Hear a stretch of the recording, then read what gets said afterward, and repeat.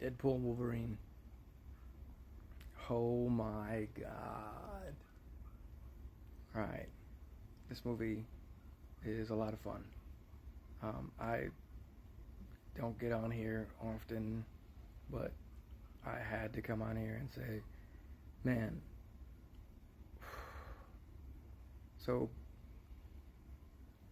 the movie is like, it's definitely like a sequel to Deadpool. It's not necessarily like Deadpool 3 is like not part of necessarily a trilogy of the first and second, third, but it's like, imagine like meeting imagine doing a movie like X-Men Origins Wolverine. All right. And mind you, Hugh Jackman played Wolverine for who knows how many movies for more than a decade, and never once wore the most iconic uniform and the cowl. That's crazy, dude. Like he is like the face of that character in a way. And this movie is sort of a love letter to that, and kind of a sort of love letter to the whole, um, Fox X Men, 20th Century Fox era, and not just I won't say too much. Also, no spoilers in this. I just wanted to tell everybody how awesome it was. Like not just as a film, like it's a lot of fun. It's good. The pacing is just it's rapid fire. It's fun. It's fun. Even there's a lot of emotion there, but not so weighted that you like, it's not tearful. It's like the good kind of, the joyful kind of emotional. You know what I mean? And triumphant, I would say. It was very much like a wow. It was how the multiverse should be done, should say, in some ways. And I don't want to criticize other stories, but I think using the TVA, much like Shield, in a sense, as a looming presence, would have been something that may have helped out narratively. And this movie figured it out. This movie kind of points out all the things that we as fans, internally, and even casual audience goers have been thinking. It touches on some things, and it also does. It also takes care to like joke around, and its humor hits. I've heard some people say that they think the humor might be a little dated, like once we look back on things, but I don't think that. I don't think so. I think it'll be a testament to its time, and because the movie is self-referential, the context will make sense, because the movie spells it out like narratively, exposition time. So, yeah, it's Ryan Reynolds has done with this franchise is really special, and being able to merge it into the MCU this way and do this is really dope. And then also touching back to what I said earlier, imagine meeting your best friend on a movie that was, financially successful, but maybe not critically, uh, you know, maybe not critically as perceived. And so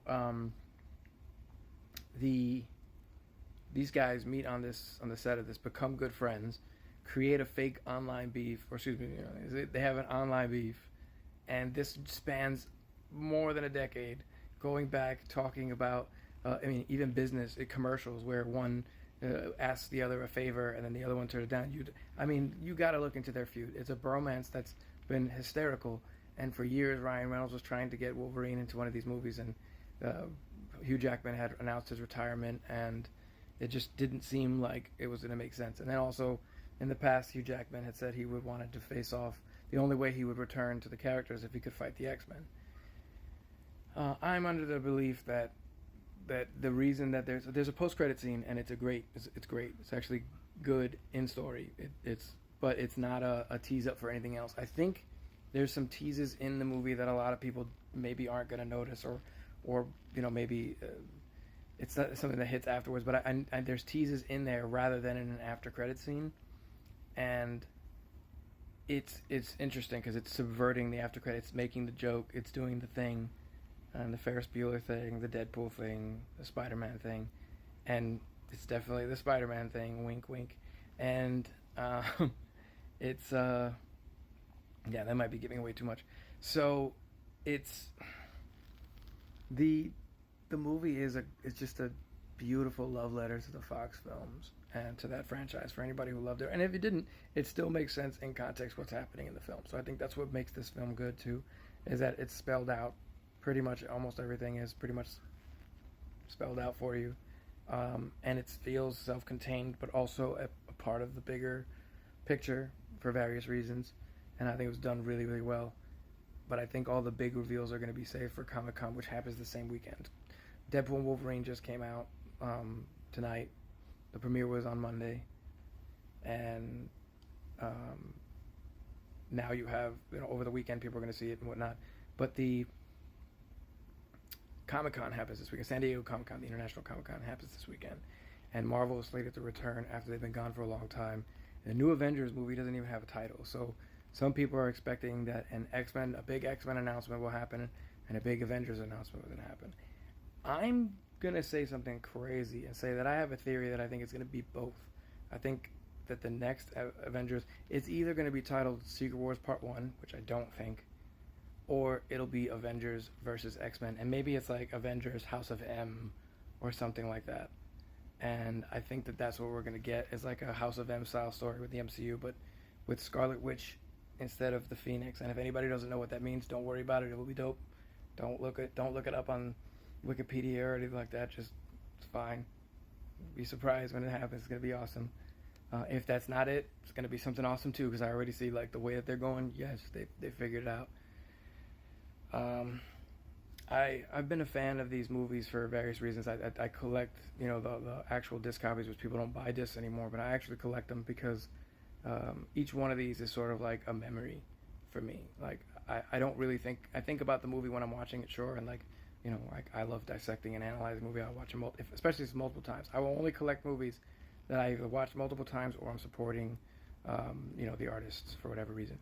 And I think that each one of these is like, I remember the person that I went to the movies with, or a time that I saw it, like, times that I went on, a date, or like me and my wife and my kids, or watching a movie, or like, any of my relatives, my parents when I was younger, and my sister, or my cousins, because I'm Puerto Rican, so my family is huge, and that's what we were all like stacked on top of each other and stuff.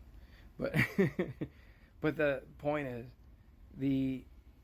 I remember like watching the X-Men cartoons as a kid, and reading comic books as a kid, and having the action figures and playing the video games, and then boom, there's a movie.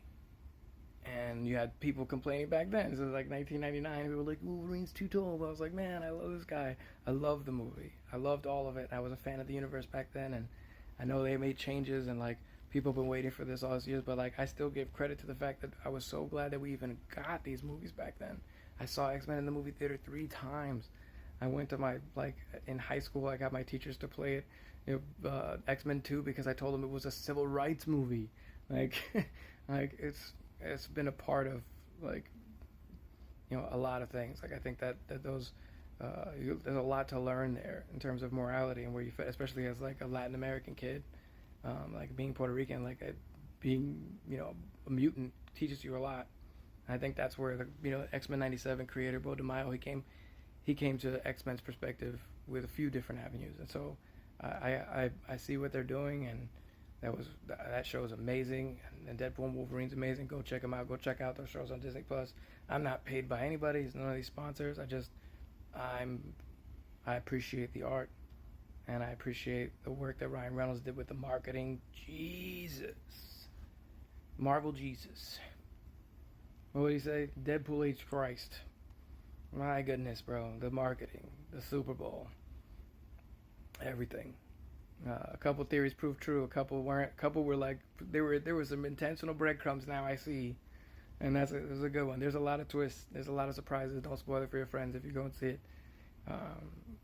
Anyway, it's a good time to be a fan, and I hope we can all share in the enjoyment with each other. Like, that's the main thing. To me, it's all about like having the experience. I watched it twice.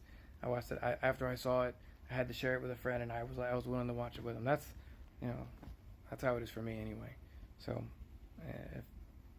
if you love movies like I do, or if you love superhero movies at all, go check it out.